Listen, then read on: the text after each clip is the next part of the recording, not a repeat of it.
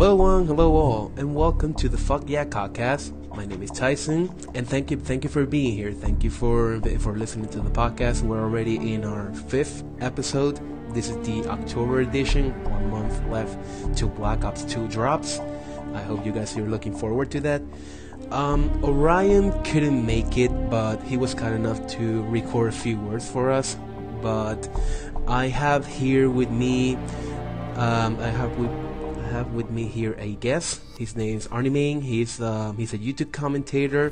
He's a contributor to the other big Call of Duty blog on Tumblr, Call of Duty Obsessed, and director of Aspire Network. Is that how you pronounce it, right?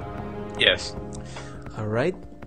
Anything else you want to add to kind of like introduce yourself? Well, I mean, I do gameplay commentaries on YouTube, mainly over Call of Duty, but sometimes I play other games like The Walking Dead, or obviously I play Zombies a lot, and sometimes Battlefield. But other than that, I get nothing. Walking Dead. We're gonna have to go back to that a bit later, but right now, what concerns us is Call of Duty. So let's go over the news that made the podcast this month. The Call of Duty Elite website got a graphical update recently. In preparation for Black Ops 2, Beachhead Studios took the redesigned website online on September 25th. It includes everything Elite has: stat tracking, clan support, improving sections, and Elite TV, plus support for the upcoming title. Okay, so first the Call of Duty Elite revamp.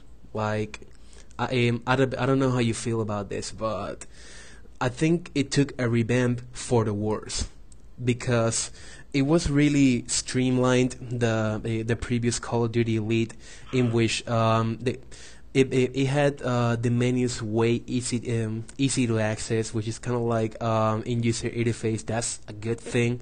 It had your career. What was it? Career, connect, compete, and improve. Kind of although I'm starting to get used to the new Call of Duty Elite, I still don't like it. I still don't like the fact that they hit so many things among drop boxes and whatnot. What's your take on it? I'm the same way. I don't like how they hid the main interface, what do you call them, the links and stuff like that for your clan headquarters and connect and compete and career and all that. So I don't like how they hid it. It's an extra click and you have to bring down the drop box. I don't like that. But the actual design of it, the way it's more compact, more sleek, I like that. And I feel like it's a better improvement in terms of that aspect. The only thing, like I said, the only thing I don't like is the fact that they hid all the links and stuff like that. I believe they wanted to bring an iPad version with that, so apparently it will be a reality now.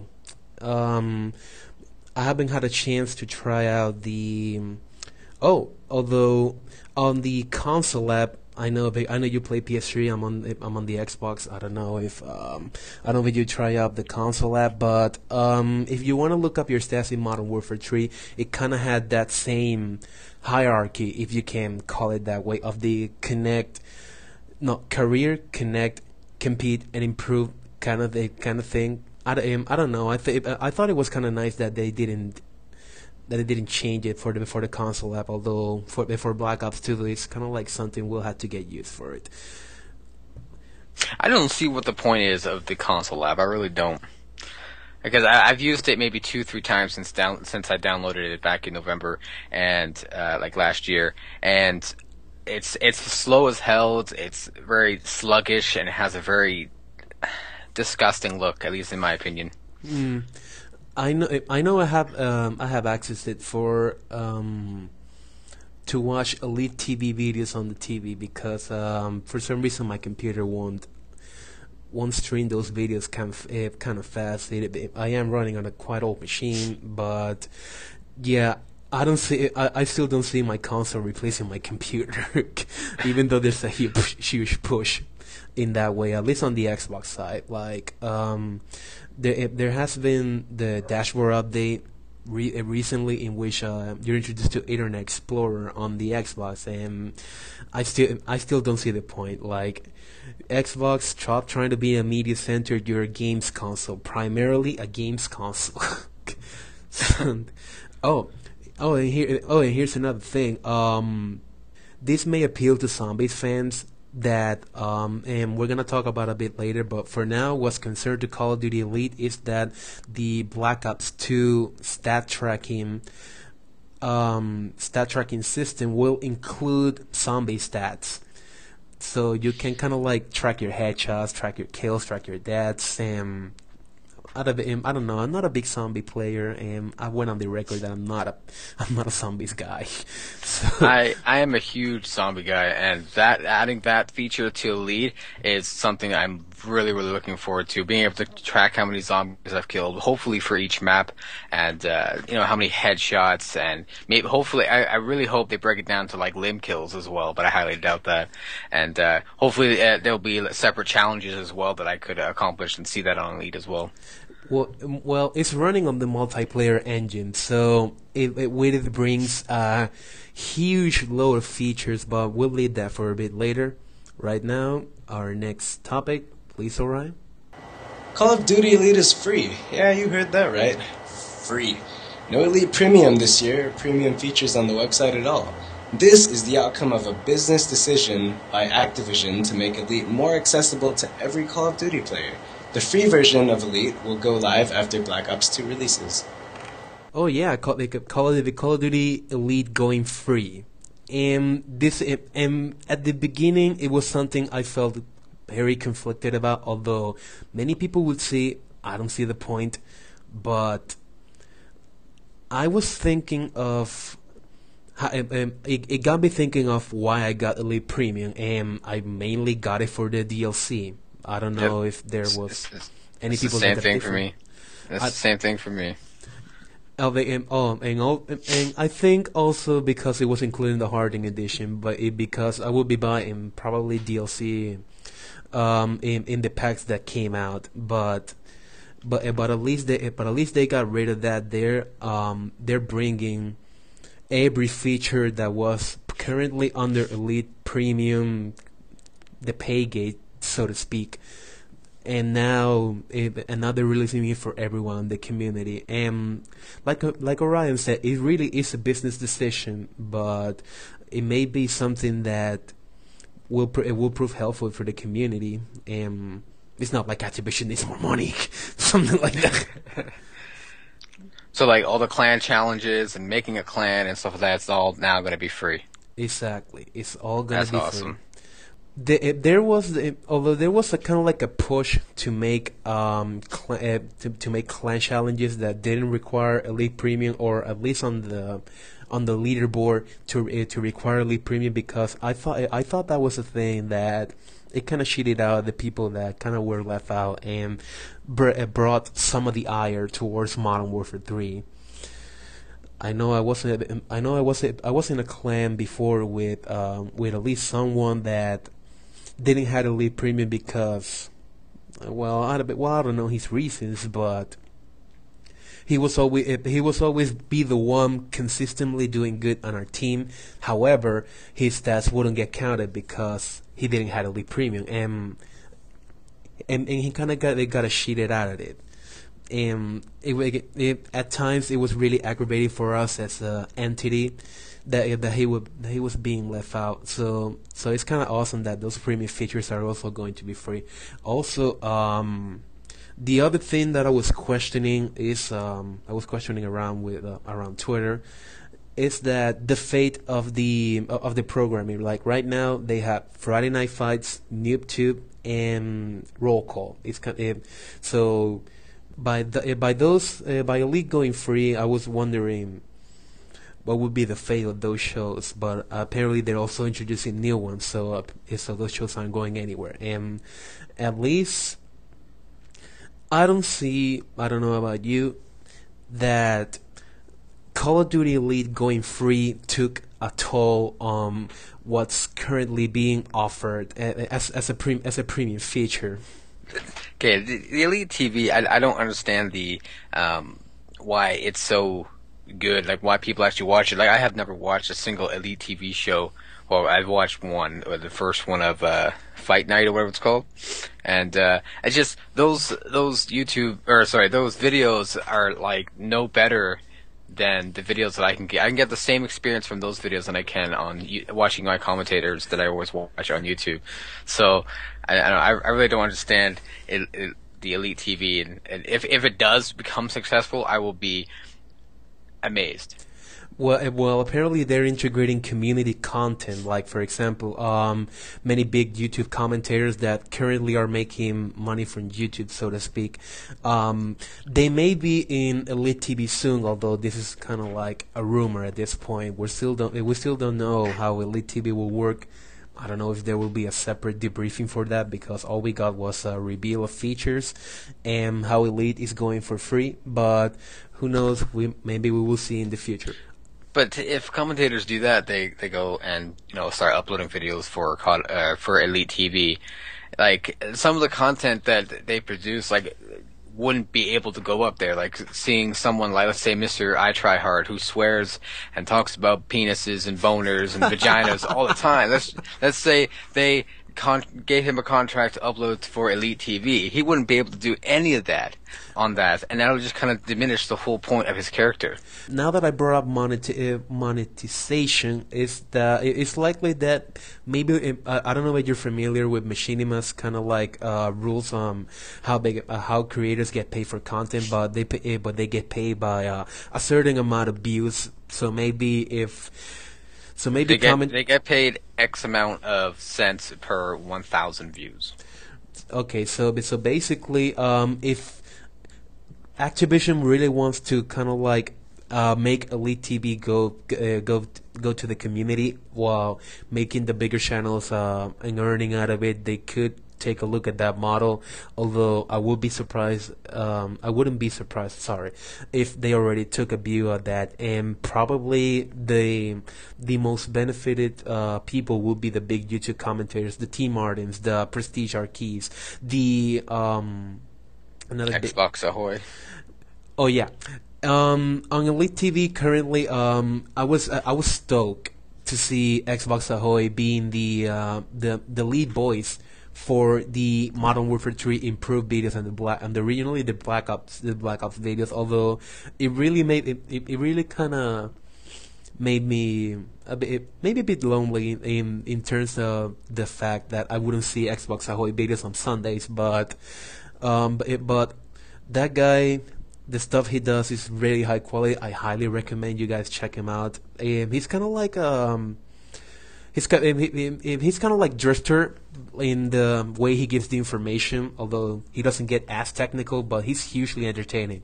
And if you want another reason to like him, he's British. His voice makes you want to have sex with it. I'm not gonna say anymore. Just go check him out on YouTube. Also, right now, even though with the changes and all, I believe Elite still isn't free, but just kind of like giving the people who bought Elite Premium a sneak peek into the features. But as soon as Black Ops 2 releases, everything on the website will be free, and even the Modern Warfare 3 stuff. Call of Duty Black Ops 2 downloadable content will be served in 2 flavors, a la carte or by Season Pass, already available to pre-order. The Season Pass doesn't grant players the content early, unlike last year's Elite Premium.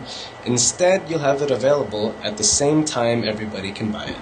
The Season Pass will set players back $50, and it'll give you prepaid access to the game's 4 content packs.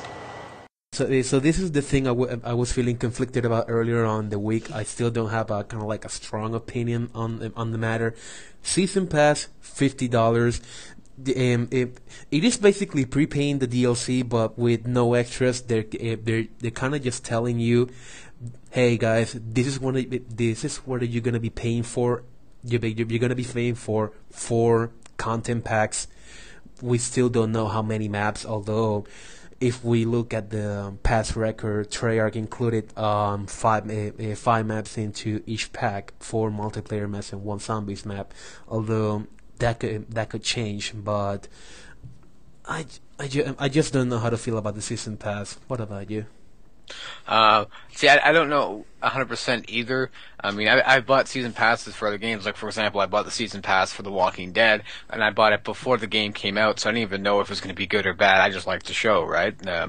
But for me, knowing like Call of Duty history and constantly being let down by the previous DLCs and stuff like that, especially for Modern Warfare 3, I think I'm going to wait until the first pack of DLC comes out, and that's when I'll decide whether or not I'm going to get the season pass. That is, if the season pass is still available. Then I don't know if the season pass is limited time or not. Well, looking at the past record, there was a DLC for Black Ops in February, April, June, and August. So I don't know if they're gonna follow that same timeline. All we know is that Black Ops 2 will get the DLC on Xbox first. Just like last time, I could pretty much assume that they renewed the contract with Microsoft. Although I know PS3 people and PC people are kind of upset about that, but the reality is that the biggest Call of Duty community is on Xbox, and if you're a Call of Duty player looking for which console to go. If you're the kind of person that you would like getting DLC early, regardless of all the trolls on the internet, and but you would choose Xbox. But I want to let you I want to leave the spotlight to you because you're a PS3 player. I don't know how you feel about the topic about PS3 kind of like waiting a month until getting the DLC. It doesn't really bother me that much because the way I look at it is it's an advantage. We get to see what Xbox 360 people get first, and we get to experience, or not experience, but see if they enjoy it, if it's a crappy map or anything like that, and which will then allow us to be like, I'm not going to buy that map pack. That map pack was bullshit. You see what I'm saying? So really, it doesn't bug me that much. Like I said, I think it's an advantage for the PS3 guys, not a disadvantage, and as well as the PC guys. But that's business is business. If Microsoft wants to go out there and shell out some extra cash for exclusive rights, then go for it. Yeah, they're in every right to do so in order to bring customers to their console. Like, something people need to get through their thick heads is that the video game industry is a business, and although it could be up for debate whether these practices are fair or not fair, or advantages or non-advantages to the gamer, but we live in a capitalist society, so this kind of stuff will keep happening. So moving on. Eurogamer has brought us a few updates on Black Ops 2. One of the most important was the debriefing of how theater mode works. First introduced in Black Ops, theater mode has been a valuable tool for users. Among its notable features are support for 20 clips, 10 more than Black Ops, and a highlight reel feature. I believe you can talk a lot about this feature, the theater mode about in Black Ops 2. Since you're a YouTube commentator, I believe there's a new introduction that you can take advantage of. What are your take on it? As far as I know, they have the return of the dolly cam. Am I right? Yeah, the dolly cam. Also, there's I forgot to put it in the script. Sorry. There's also a projectile cam. Like, for example, if you fire a noob tube, the theater mode allows you to follow that noob tube all the way until it lands. Like on the final kill cams, something like that. Which is actually phenomenal because I used to use the dolly cam in Black Ops 1 for to follow my tomahawk that I use, because I used to do across the map tomahawk videos, and so having that projectile cam is really beneficial for me if I ever decide to do across the map throwing knives and stuff like that, or tomahawks. But now the advantage is that you will be able to use this new feature to kind of like make it also look more professional, and not only you but the other people also. It's kind of like they really thought they really kind of Treyarch really sat down and thought about the theater mode, what they can do to improve it. Also, the thing I'm kind of like most stoked about are the addition of 20 clips. Like, wow, Treyarch, do you really have the memory to do this? 20 clips? Like, that's crazy.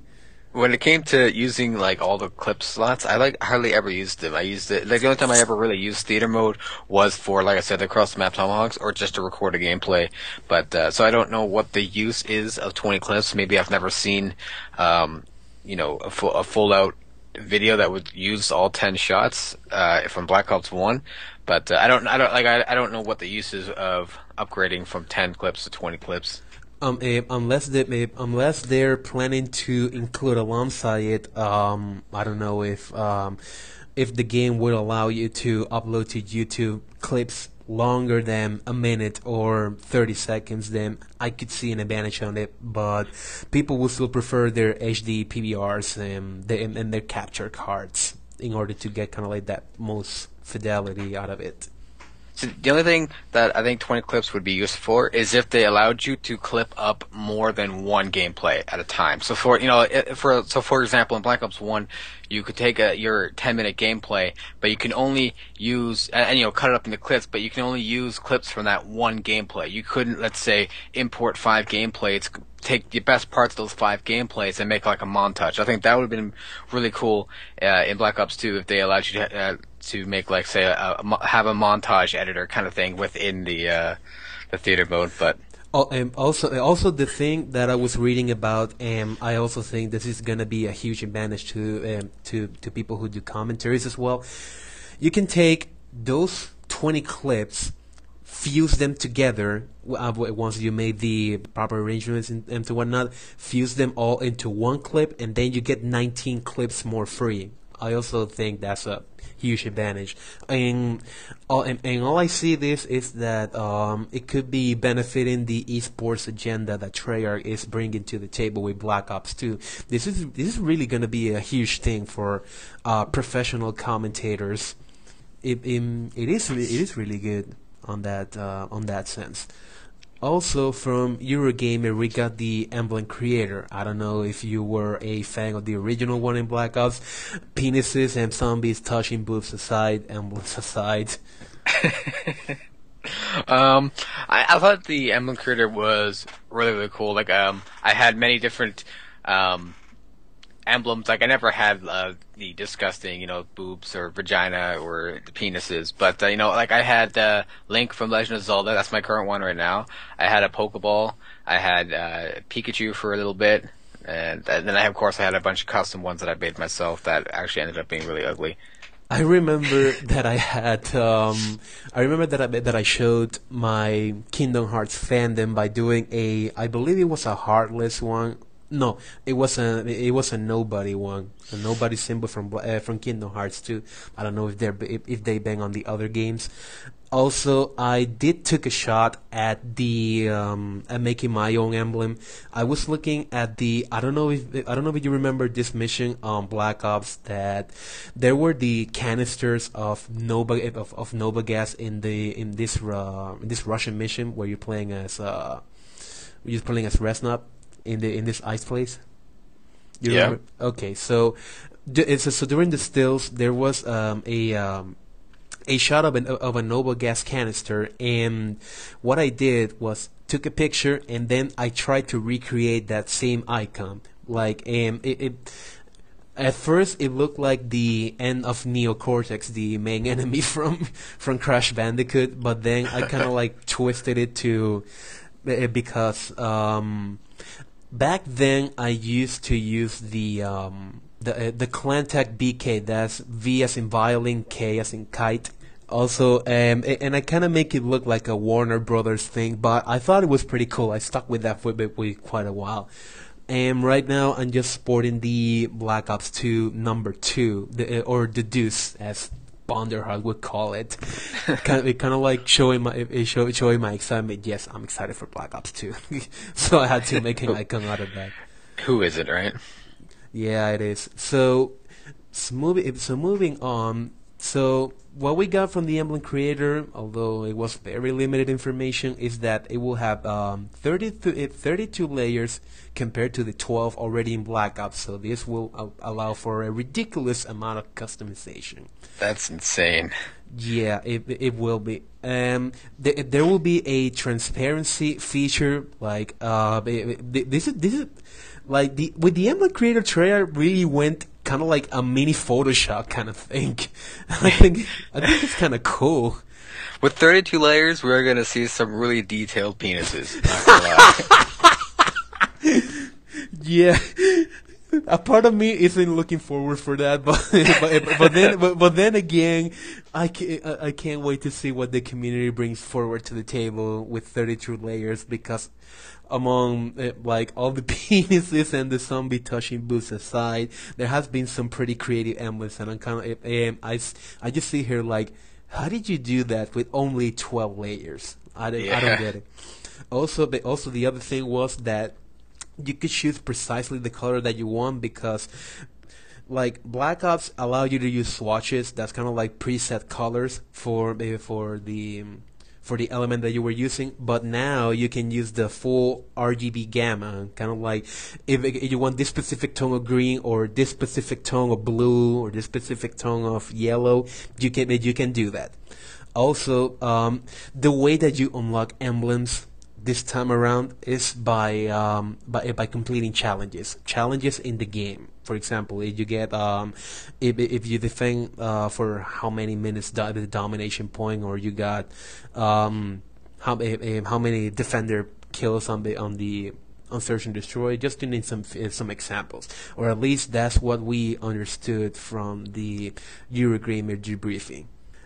Right now, and also the last thing that was talked about in Eurogamer that was noteworthy, prestige mode. Like, so it's 10 prestige levels, level 55. It's really giving me a kind of like Call of Duty 4 vibe, because that was the leveling system back in Call of Duty 4. And also, Bonderhar told via Twitter that not only these requirements would also make it in par with Call of Duty 4, but it would also make it seem as if leveling up will take just a bit the amount of time that it took leveling up in Call of Duty 4 and World of War, which kind of worried me, because I don't know about you, but sometimes. Well, I'll just name the recent example, World of War. It really felt like a grind. It really did. Like, just leveling for level 26 to 27, I think that's the level I left it back on Xbox. It was quite a pain. And any bad experiences you had with things feeling like a grind, Call of Duty or otherwise? Okay, well, I think the main reason why World at War probably felt like a grind was because World at War wasn't a very, let's say, fun. No, that's not the word I'm looking for. It wasn't as entertaining as, COD 4 or even the more recent Call of Duties. But in terms of like grinding, probably just like Diablo or Pokemon. I don't know. I haven't really been into playing much of the RPGs lately, so. And here's a funny story. When I was introduced to the whole concept of prestige, I was back in Modern Warfare 2, and when they told me that I only needed 55 levels to prestige in Call of Duty 4, that was back on the PS3 too. That, oh my God, I left it at level 55. I didn't know I could prestige. No, like really. I'm a noob, I know. I'm a noob. Also, Bonderhart teased that when you reach the maximum level, you'll get a new icon, and you're called the Prestige Master. He didn't show that icon, nor anybody knows what that stands for besides the bragging rights. I don't know if you've seen the emblems of Black Ops 2. I'm kind of digging that 6 emblem, that 6 prestige one. I don't know about you. Which one is that? Is that the blue one? Yeah, the blue one. They kind of looks like a trident. Yeah, that's what we're looking for. I noticed there's 2, maybe 3 icons returning from Black Ops 1. Yeah, the Prestige 14 and the Prestige 15 icons from Black Ops are making a return in Black Ops 2 as Prestige 8 and 9 respectively. Like right now, they're touched up. They don't look as the Black Ops. No, it's not like someone in the creative team just copy paste. No, it's not like that. But Right. but also that 10 prestige, it kind of looks like half a skull, half zombie. That's also kind of like us. That's kind of like enough for zombie fans as well. Oh, and here was the big thing about prestige. It is not a do-over system. Like, what do I mean by this? If you decide to prestige, because there are people who don't find the fun in prestiging, you like up until now you lost everything, weapon levels, attachments, everything. And the camels, you lost everything. Like right now, when you proceed, you will lose the weapons unless you use unlock token, which you will bypass the level gate and just unlock that weapon, kind of like what Modern Warfare 3's unlock gear did. The weapon that you were leveling up, like for example, if before prestiging you left that weapon at level 5, when you get back to it, it will still be at level 5 with all the headshots, with all the kills that you get, with the weapon still intact, and that may work. I'm not sure if people who don't like to prestige will want to prestige after seeing this, but I don't know. Also the icons. No, not the icons, but prestiging gets you a token usable to unlock either create a class slot, unlock a weapon, like I stated, refund spent tokens, or truly reset your stats. Like for example, the way Bonderhart explained this is that you'll never be able to truly unlock everything on one prestige. Like for example, you get a token for every time you level up, and then you decide what gear to unlock with it for that prestige only. Like if there's a weapon you don't really like to use, you can just choose to not have that one. It's not like readily available for you to use. You can use that token everywhere. Also, and this is the reason one, weapon prestiges. I don't see. I read about this one on Twitter. Yeah, and I don't see the point. I don't know about you. I really don't. You don't? No, no. Like prestiging a weapon, I can see the purpose behind weapon levels, which were introduced in Modern Warfare 3. But weapon prestiges, like, I don't get it. It could be the way to unlock the camo for the gun. So you prestige the gun so many times, and then you get like, say bronze and gold camo the more you prestige. But isn't it easier to just kind of like leave it the way it is, just having a weapon level, and then I don't know how attachments will be unlocked, but having that kind of like weapon level 32, then you unlock the gold camo, for example. Isn't it better that way? I think it might be better like if they broke the camos up by level and prestiges. So you get, every 5 levels you get a camo, and then when you prestige you can get more camo every 5 levels, if you get what I'm trying to say. Yeah, but there's not a lot of details about weapon prestiges going around, so we'll just leave it at that. For now, it's a reality. Right. Zombie fans are ecstatic after the Black Ops 2 Zombies reveal. A true reimagination of what was once considered a fun Easter egg, Zombies in Black Ops 2 includes a campaign mode in the form of Transit and Versus mode in Group 4Z4. The classic Zombies experience is now called Survival. Confirmed to be running on the multiplayer engine by David Vonderhaar a few months ago, Black Ops 2 Zombies will also benefit from key multiplayer features like custom games, jump-in matchmaking, stat tracking, and theater mode. So now we move on to the ever so popular Zombies mode.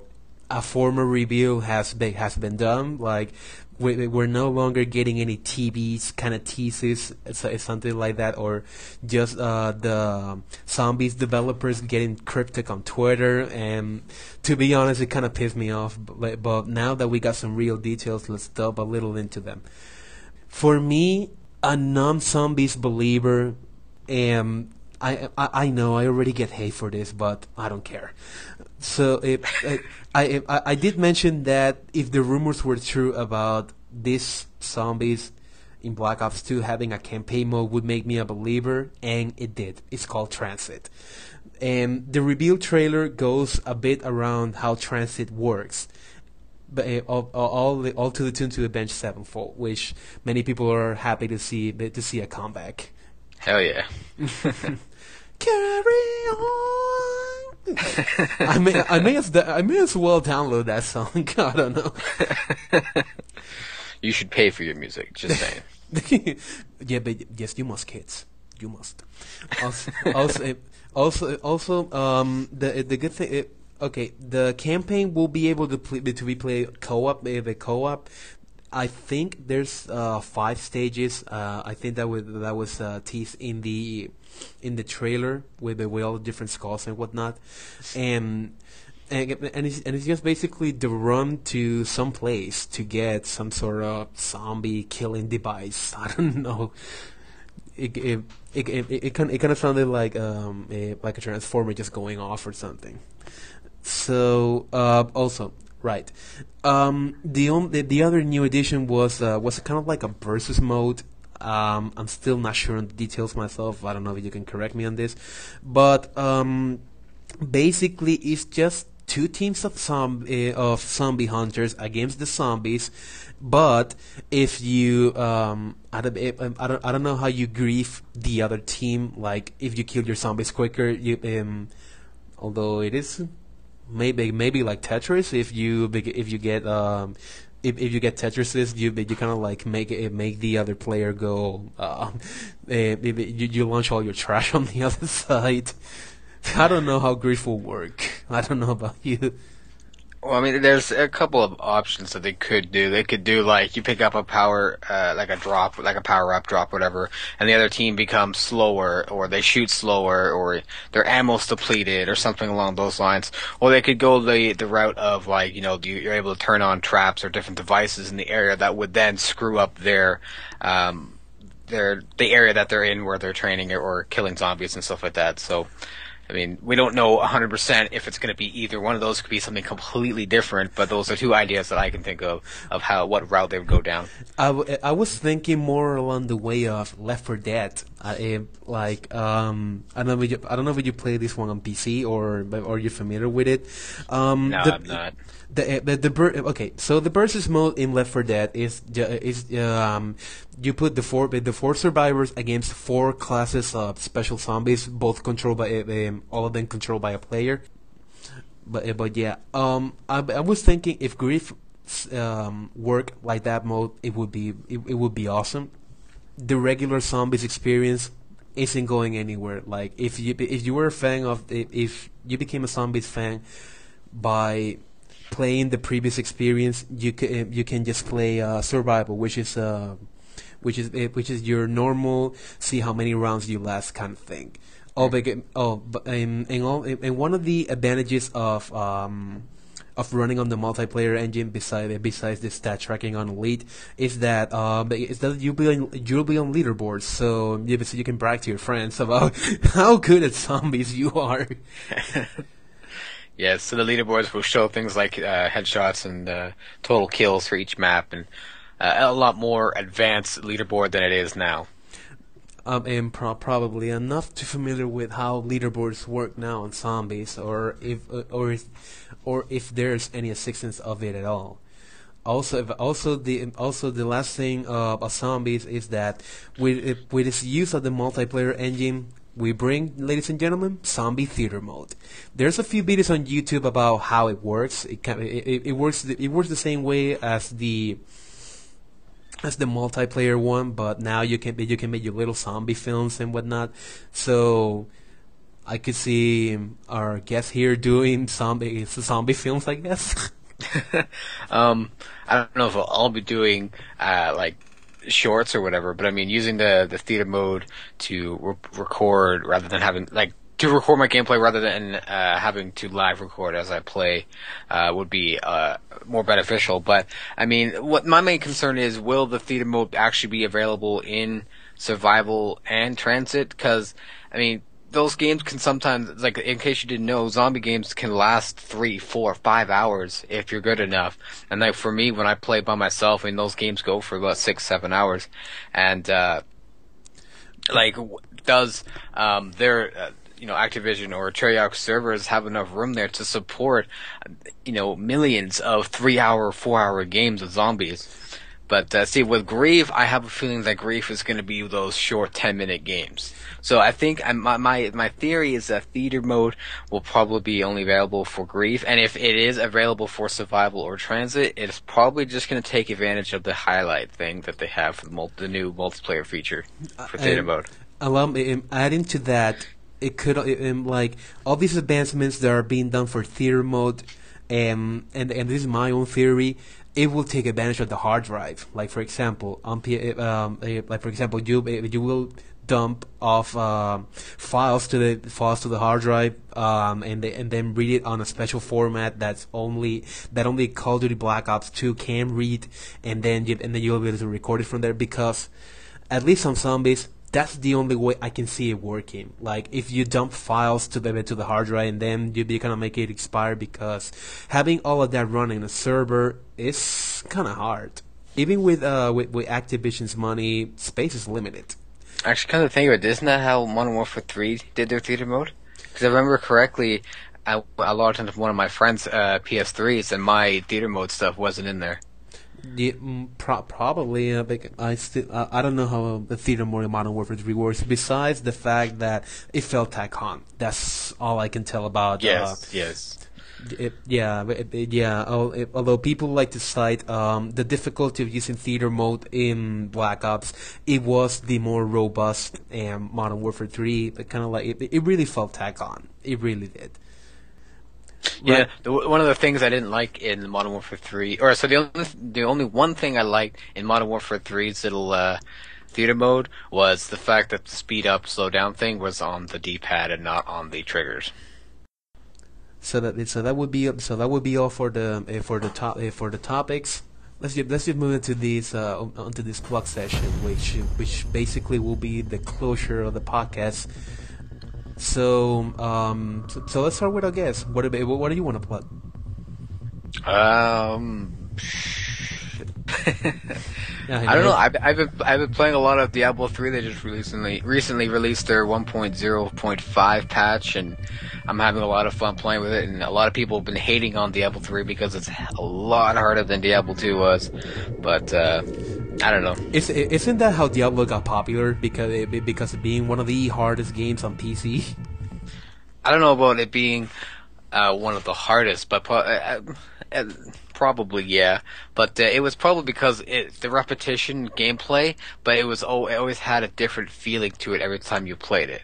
I remember seeing Deadmau5 complaining about it on his Twitter earlier, and it was hilarious. But it's not like I can say much about Diablo 3. The most I've played from Blizzard's library was World of Warcraft, and I had to ditch that. I really had to. I played World of Warcraft probably about a year or two ago, and I didn't enjoy it as much as I did when I played EverQuest 2. I played EverQuest 2 for like 2-3 years. So yeah, I have heard of EverQuest, but people, I'm new to PC gaming, so be fair with me. Anything else? Other than my YouTube channel, youtube.com/Arnimane, and my Twitter, twitter.com/Arnimane. That's THERAARME. No, hold on. Can you spell that like how you spell your name? So for my YouTube, it'll be youtube.com/THEARNIMANE. Okay, and your Twitter is the same, right? The Arnimane? No, just Arnimane, so no the in front of it. Okay, so I want to plug. I've been playing a lot of Saints Row 3. Originally, I was feeling lukewarm about it because I really thought it felt like a cheap Grand Theft Auto 4 ripoff. But when then people kind of like where stick with it, and then I ran across the missions from a pimp that has an auto-tune voice, and then and then he sings at every turn with his auto-tune voice, and I go like, I'm sticking with this shit. I'm not returning this anytime soon. I could never get into those Grand Theft Auto type games. Cause I remember, I got into the one before 4. I forget what it's called. San Andreas. Yes, and then I went and did the midnight release and bought the collector's edition of Gran Theft Auto 4, and I played maybe half of it, and it got really boring really fast. And then I even went and bought Red Dead Redemption, and I didn't like that one at all. And I'm not even looking forward to the next one. And I didn't even bother picking up Saints Row.